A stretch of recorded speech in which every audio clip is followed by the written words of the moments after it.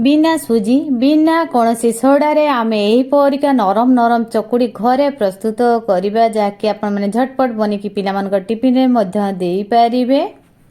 नमस्कार सांग माने आपण मानकु केएमएम लाइव चैनल रे स्वागत। नॉर्मल चकुड़ी पिठाटी किपरि बनेबे जाकि पूरा तुड़ा परिका नरम हबो। आम देसी अरुआ चाउल जो अरुआ चाउल घरे आमे पिठा पणा करथाउ सेही अरुआ चाउल नेछि मो 2 गिना। बासमती अरुआ चाउल रे मध्य एही चकुड़ी पिठा को बनै पारिबे। भाग माप ठीक रखिबे। प्रथम थरे रे चकुड़ी पिठा पूरा तुड़ा परिका नरम हबो। एबे चाउल को 2 रु 3 थर भलो की धोई नबा। पूरा हाथ रे चकुटी चकुटी की धुईबे। जेतको चाउल रे अस्करा पानी अछि पूरा परिष्कार करि नेबे आउ बतरेबा पई छाडी देबे। घंटे रु 2 घंटा अरुआ चाउल को बतरे नेबे। देखंतु मु 2 घंटा चाउल को बतरे नेछि एवं बतरिबा परे हाथ रे दड़ी देखिबे चाउल भांगी जिवो। एबे गोटे ग्राइंडिंग डब्बा नबा। ग्राइंडिंग डब्बा रे फुल करिकी एथिरे चाउल ऐड कर दबा। चाउल रे एबे आमे पानी पूरा फुल की ऐड कर दबा। चाउल रे पानी ऐड करिबा परे गोटे आंगुड़ी पोरे की देखिबे चाउलठू एतको ऊपरे पानी रखिबे। सबु बेले चाउल को ग्राइंडिंग करला बेले पानी चाउलठू ऊपरे थिबा दरकार आउ ग्राइंडिंग करिवे तेबे हेले बहुत सुंदर हमर आणटा हबो। एबे गोटे बेला नबा। एथिरे आमे ग्राइंडिंग करी आण को एथिरे डाळी दबा। चाउल को जेते ग्राइंडिंग करले मधो एही परिका टिके दरदरा रही जाय। एही परिका दरदरा हेले बहुत सुंदर हम चकुड़ीटा नरम हबो। एबे या को 3 रु 4 घंटा आमे रेस्ट रे रखी दबा। देखंतु चाउल चूना तळे बस जायछि पानी ऊपर को आस जायछि।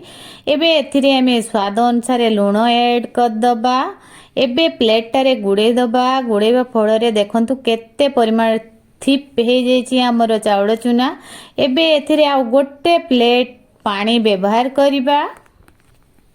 पानी सहित आण को भलो कि आमे मिक्स कर नबा। एबे गोटे नॉनस्टिक तावा नबा। तावा को भलो कि गरम करि नेबे। केवल चकुड़ी पिठा को नॉनस्टिक तावा रे करिबे। एबे किछिटा रिफाइन तेल दे दबा। तावार चारि कोड़े मेले की लगे देबे। रिफाइन तेल बदल रे सोरिष तेल रे मध्य एई चकुड़ी पिठा को बनै पारिबे। एबे प्लेट फुल करकी आण को चारि कोड़े मेले की दे दबा। तेल को टिके गरम करिवे जेंति हल्का टिके टिके धुआं बारुथिबो तापरे जाय के आण को पकेइबे। एबे आमे ढांकुणी लगे दबा। गैस को मीडियम फ्लेम रे रखिकी गोटे मिनिट ढांकुणी लगे की रखी देबे। ढांकुणी खोलिबा परे आउ गोटे मिनिट एमतिका रखी देई तापरे गोटे खोसनी सहायता रे पिठा को पलटै नेबे।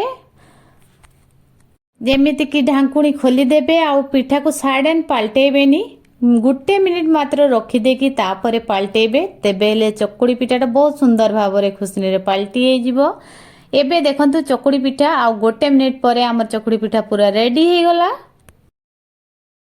चकुड़ी पिठा को तावारु काढी नेबे आउरी रिफाइन तेल लगे देबे चारि कोड़े। तेल गरम हे जिवो धुआं बाहरी जिवो तापरे फेर आण को सेम प्रोसेस रे पकेबे। गोटे मिनिट ढांकुणी लगे की रखिबे। गोटे मिनिट खुला रे रखिबे तापरे पलटे की गोटे मिनिट रखिबे। जदि आपन को चकुड़ी पिठा लागिबो टिके कंचा कंचा तेबे आउ थरे पलटे देबे। थरे मो स्टाइल रे चकुड़ी पिठा बने की देखंतु। थरे बनेले आपण मान को बारंबार एही परिका चकुड़ी पिठा बने की खाइबा पई इच्छा हबो। एबे आसंतु गुटे भांगी की देखेबी केते परिमाण हम चकुड़ी पिठा नरम हेछि देखंतु।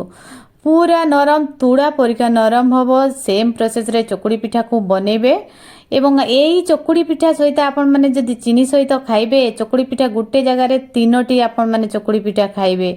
आउ जदि चीनी सहित खाइबेनी तेबे आलू मटर घुगनी सहित मध्य एही चकुड़ी पिठा को खाई परिबे।